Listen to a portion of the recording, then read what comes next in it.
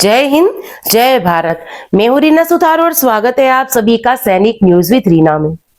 आज के इस वीडियो की शुरुआत करते हुए सबसे पहले बात करेंगे उन टॉपिक्स की जिनकी जानकारी लेकर आज के इस वीडियो में आई हूं।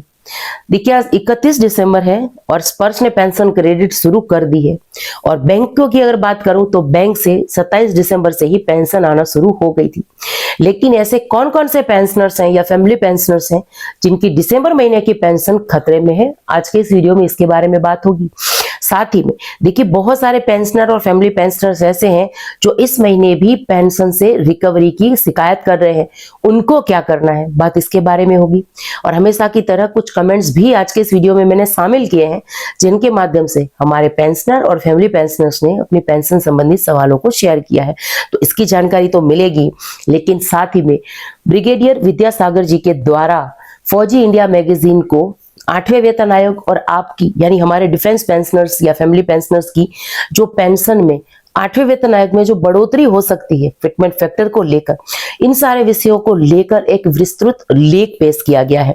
तो उसमें एक टेबल भी दी गई है जिनमें ये अनुमानित जो फिटमेंट फैक्टर हमारा रह सकता है 8वें वेतन आयोग में, और उसके माध्यम से सिपाही रैंक से लेकर सभी रैंकों में कितनी बढ़ोतरी होगी उनकी पेंशन की बेसिक में, इसके बारे में विस्तार से जानकारी दी है। और सच्चाई के काफी करीब लग रही है टेबल, तो वीडियो के अंत में ये टेबल भी मैं शेयर करने वाली हूँ, यानी 8 CPC की टेबल भी जो है आज के इस वीडियो में शेयर करूंगी। तो इसी जानकारी के लिए आज के इस वीडियो में हम आगे बढ़ेंगे। वीडियो में आगे बढ़ने से पहले आप सभी से निवेदन है कि वीडियो में अंत तक बने रहिएगा।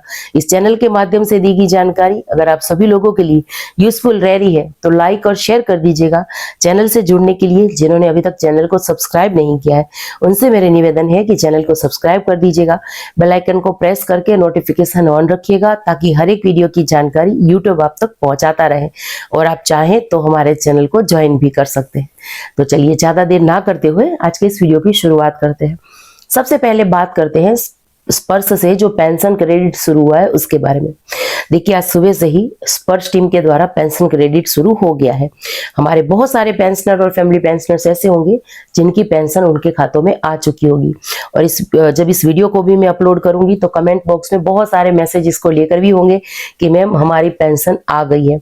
आज जैसे कि मैं हमेशा कहती हूँ कि देखिए, हमारे जो पेंशनर या फैमिली पेंशनर्स हैं या सेंट्रल गवर्नमेंट के जो पेंशनर या फैमिली पेंशनर्स हैं, उनका सबसे बड़ा कंसर्न यही रहता है, चिंता का विषय यही है कि बिना किसी परेशानी के उनकी पेंशन जो है उनके खातों में आ जाए। क्योंकि देखिए, एक बार अगर पेंशन बंद हो गई तो इसको शुरू कराने में काफी दिक्कत आती है। और पेंशन क्यों रुकती है? सबसे बड़ी वजह है लाइफ सर्टिफिकेट। और इस दिसंबर महीने में भी यही देखने मिला है। बहुत सारे मैसेजेस, बहुत सारे कमेंट्स, कॉल्स इस विषय को लेकर ही कि मैम लाइफ सर्टिफिकेट तो सबमिट कराया है, अप्रूवल का मैसेज नहीं आ रहा, स्पर्श में अपडेट नहीं हो पा रहा, अब क्या गलती हो गई हमसे लाइफ सर्टिफिकेट सबमिट कराने में? सालों से लाइफ सर्टिफिकेट सबमिट करा रहे हैं, तब तो हो जाता था, इस बार क्यों नहीं हुआ? बहुत सारे सवाल हैं हमारे पेंशनर्स और फैमिली पेंशनर्स के। तो देखिए, दिसंबर महीने की पेंशन तो आपकी नहीं रुकेगी, इस बात को लेकर निश्चिंत रहिए, लेकिन जनवरी महीने में जरूर से प्रभावित हो सकती है आपकी पेंशन। आपको क्या करना है? अगर आप स्पर्श के पेंशनर्स हैं तो आपको स्पर्श टीम से बात करनी है, उनसे पूछना है कि ये दिक्कत कहां पर आ रही है, लाइफ सर्टिफिकेट क्यों सबमिट नहीं हुआ, वो रीजन आपको बता देंगे। लेकिन आप अगर स्पर्श सेंटर में आप कॉल करते हैं और जानकारी चाहते हैं तो रजिस्टर्ड मोबाइल नंबर से ही करिए, तभी आपको ये जानकारी मिलेगी।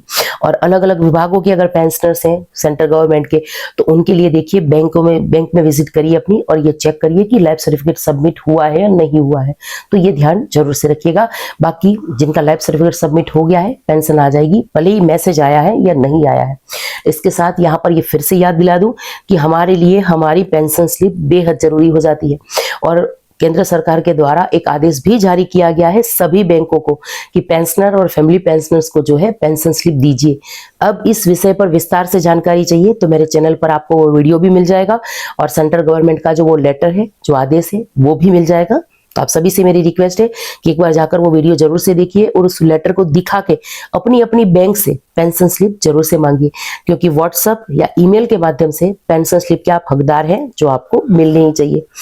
चलिए, अब वीडियो में आगे बढ़ते हुए कुछ कमेंट्स देख लेते हैं। इसके बाद 8वें वेतन आयोग की जो टेबल है उसको शेयर करूंगी।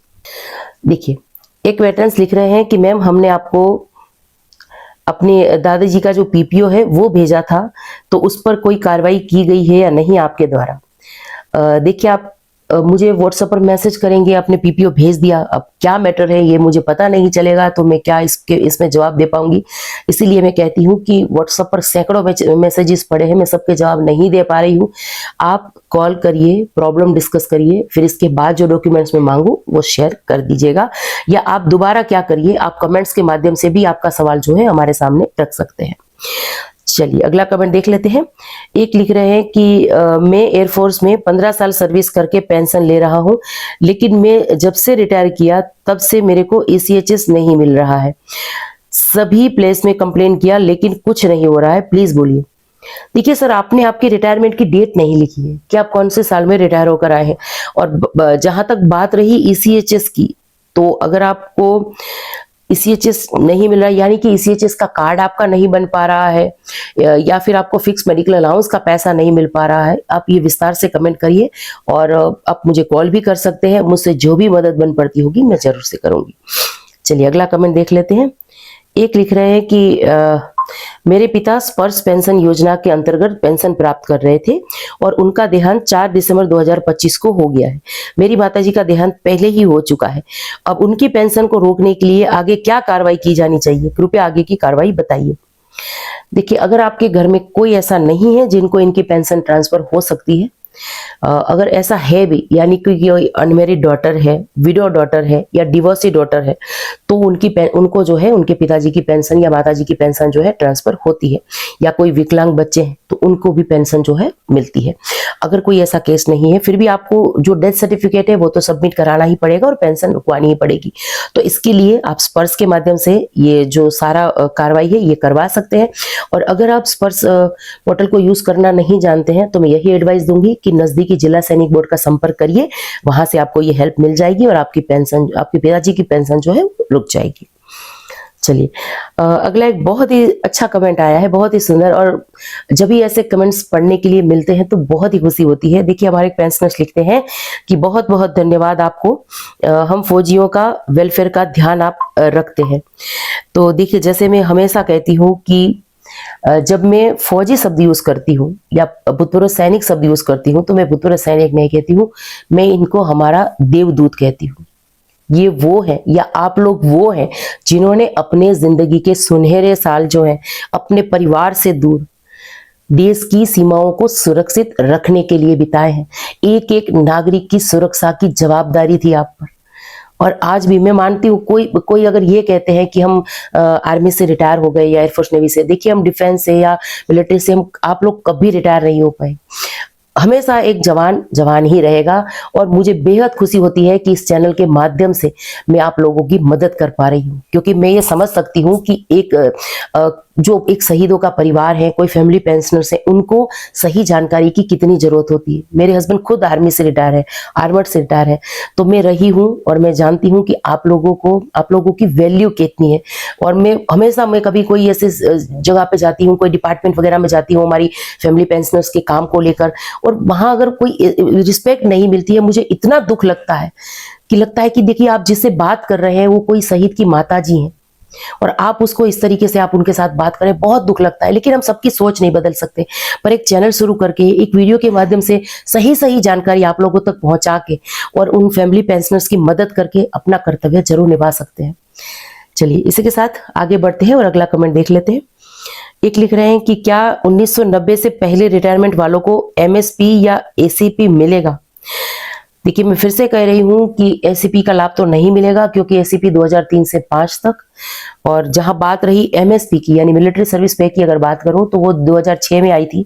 तो 2006 में या उसके बाद जो रिटायर होकर आए हैं उनके PPO में तो ये क्लियर लिखी हुई दिखेगी, लेकिन उनसे पहले जो पेंशनर्स हैं उनको ये नहीं दिखेगी, लिखी हुई नहीं दिखेगी, लेकिन लाभ जरूर मिल रहा है। अब कैसे मिल रहा है? OROP के माध्यम से।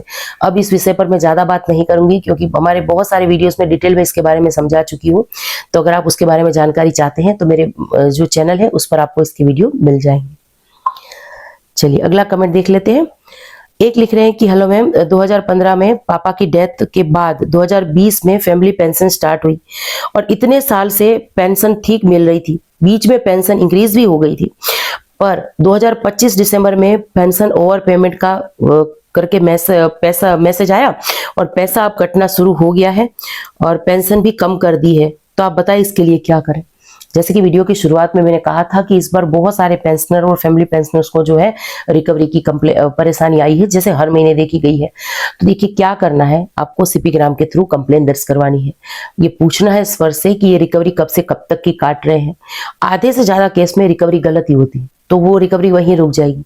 लेकिन अगर फिर भी रिकवरी का अमाउंट बेहद ज्यादा है तो आप हमसे संपर्क करिए, मैं इसके बारे में जरूर से गाइड करूंगी कि आपको क्या करना है। अब वीडियो के अंत में बात करते हैं 8 सीपीसी की टेबल की। देखिए 8वें वेतन आयोग में हमारे जो डिफेंस के पेंशनर्स या फैमिली पेंशनर्स हैं, जो पेंशनर्स हैं, इनकी पेंशन में कितनी बढ़ोतरी होगी, बेसिक में कितनी बढ़ोतरी होगी, फिटमेंट फैक्टर कितना रहेगा, या केंद्र सरकार किन किन समीकरणों को ध्यान में रखते हुए फिटमेंट फैक्टर या वेतन वृद्धि देगी, इन सारे विषयों को लेकर फौजी इंडिया मैगजीन में ब्रिगेडियर विद्यासागर जी जो है उन्होंने एक विस्तार से लेख लिखा था। तो अभी जैसे कि मैंने कहा कि इन सभी मुद्दों पर उसमें चर्चा की गई है। और साथ ही में फिटमेंट फैक्टर की अगर बात करूं तो सबसे अनुमानित फिटमेंट फैक्टर यहां पर कहा गया है 1.93।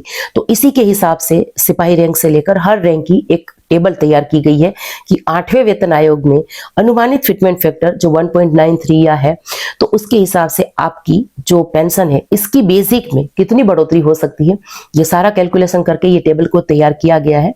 काफी मेहनत के साथ इस टेबल को बनाया है। आप सभी से मेरी निवेदन है कि अगर आप जानना चाहते हैं, अंदाजा लगाना चाहते हैं कि 8वें वेतन आयोग में आपकी पेंशन में कितनी बढ़ोतरी होगी, तो इस टेबल को जरूर से देखिए। अब मैं टेबल शेयर करती हूँ और इसी के साथ आज के इस वीडियो से विदा लेती हूँ। जय हिंद।